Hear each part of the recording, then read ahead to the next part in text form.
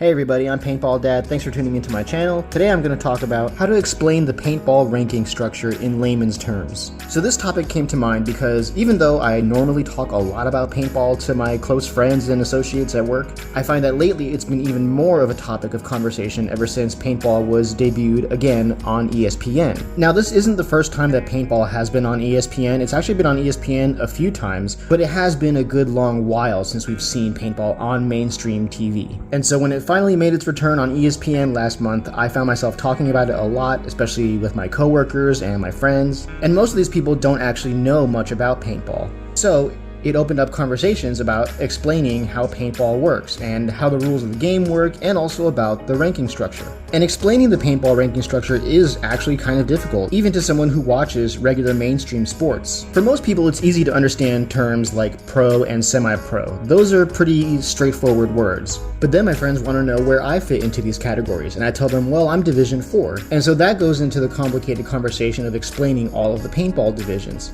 And we have a lot of divisions. There's 6 divisions plus the Pro League. So then they want to know what's the difference between all these divisions. And so this got me thinking about two things. Number one, how do you describe these divisions? And then number two, how do you break down the skill sets that define the players in each division? Now for this video, I'm just going to talk about describing the divisions. I'll make another video where I talk about the skill sets that are commonly seen in each division. So let's begin.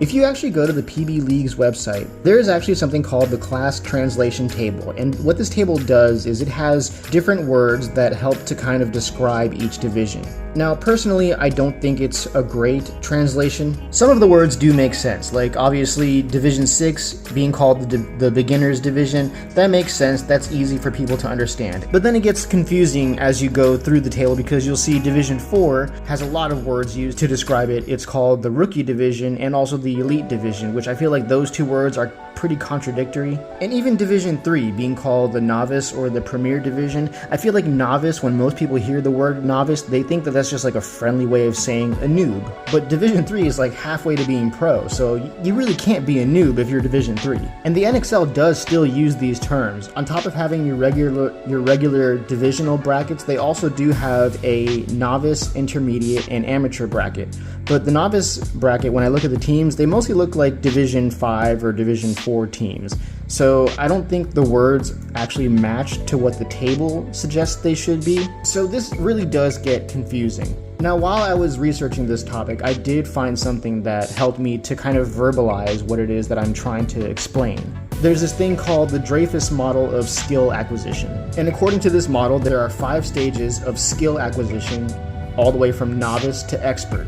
And these stages are novice, advanced beginner, competent, proficient, and expert. And I think this model would actually help a lot to explain the different divisional levels in paintball to someone who doesn't know much about paintball. Now, it's not a perfect model. I personally would still use some terms that are in the class explanation table. Like I said, calling Division 6 the beginner's division, that is a perfect word to use. Everybody knows what a beginner is. You're just starting out. You've got a lot to learn. These are going to be the rookies. They're going to make rookie mistakes. So we'll keep the word beginner for Division 6. Now, Division 5, according to the class translation table, is sometimes referred to as the intermediate, high school, college, or regional division. I personally do not like any of those terms because intermediate isn't very descriptive. The word intermediate really just means in between 2 stages. Here's where I would use the Dreyfus model terms. I would go with advanced beginner. That is the perfect way to explain it because it is literally the next stage after being a beginner. So you can clearly articulate that these are the players that have only gotten a little bit of experience. They might be just out of their rookie year. They have some skills, but they still have a lot of polishing up to do. Next, we have Division 4. On the class translation table, it's referred to as the advanced division, rookie division, intro division, tactical division, elite division. And boy, I feel like all those terms are really all over the place. But I'm not too crazy about the Dreyfus term for this stage. This would be probably called the competent stage. And that just really doesn't sound very interesting or exciting for a sport. I mean, it gets the point across. You're competent. You're not going to be making, rookie mistakes at that level. Your average D4 player should at least have a couple years of tournament experience under his belt at that point. Everybody should know how to do their job and do it fairly well. I think for Division 4, I would stick with the class translation table and call this the Advanced Division. So right now we have Beginner, Advanced Beginner, and Advanced. Now moving on to the top 3 divisions. Division 3 on the class translation table is called the Novice or the Premier Division. And we've already covered why Novice is a bad term. Premier does sound like a pretty respectable term to use, but at the same time I feel like it might be overselling, because usually the word Premier kind of implies that it's your top tier thing. It's your best. It's your premier model, your premier version. It's what you lead with. I might actually use the Dreyfus model term proficient, because I think even though it's not a very exciting term, at least the word proficient gives that understanding that you are kind of an expert at what it is that you're doing. You're not quite an expert, but you are proficient. You're getting to be that pro level. You no longer make mistakes. You don't need a whole lot of supervision or coaching right on top of you.